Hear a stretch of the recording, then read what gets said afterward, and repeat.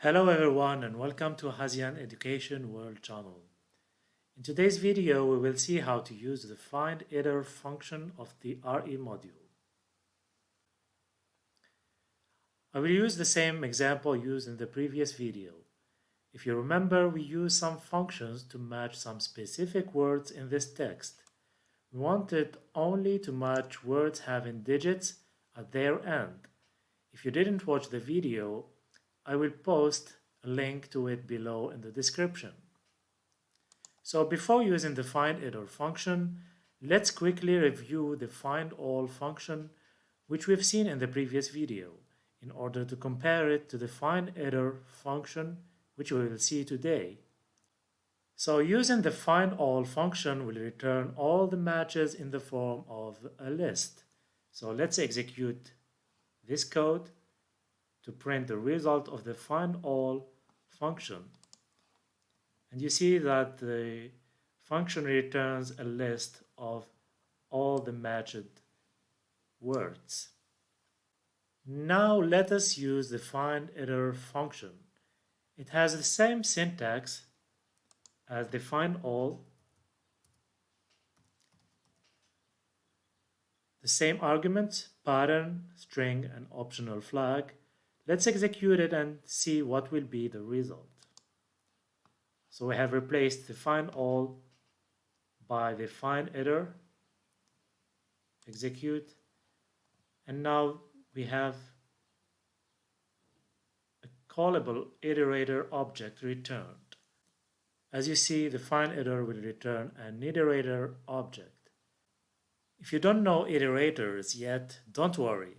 For this video, you just need to know that an iterator is an object which gives us the next item of an iterable object, in this case a list.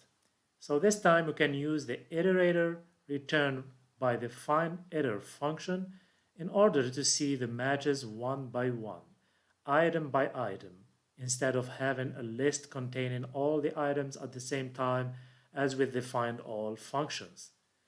By the way, I will upload new videos with more details about using iterators in Python in the coming days, but for this tutorial we will just focus on the finditer function of the RE module. And to be able to see the items, we will have to use a special method for iterator objects called next function. Its argument must be an iterator object.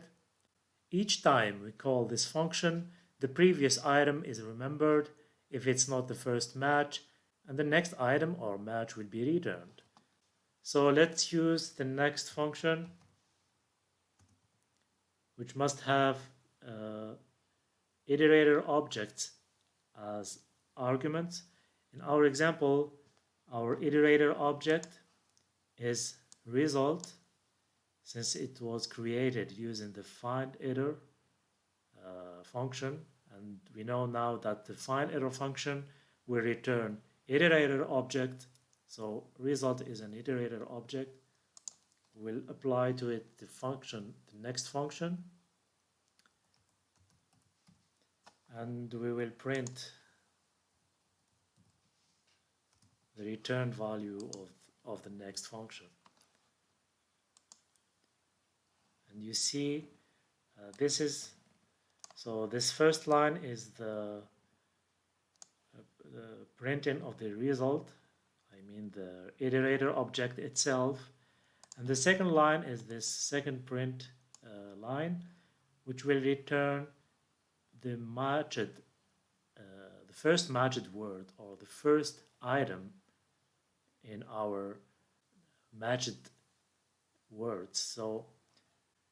So this table 02 is the first matched word. You see here, this time we don't have a list containing all the matched words, but we have just the first one.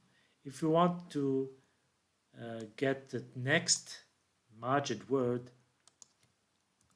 we will use another next function. And you see now we have two returned match objects, table 02 and and the next one is washing 30. So if we want to have all of them, we need to execute each time the next function. So this is the property of the finditer function. It will give us the result one at a time. So that is the end of this video. I hope that you've enjoyed it. See you in the next video. Until then, take care of yourselves.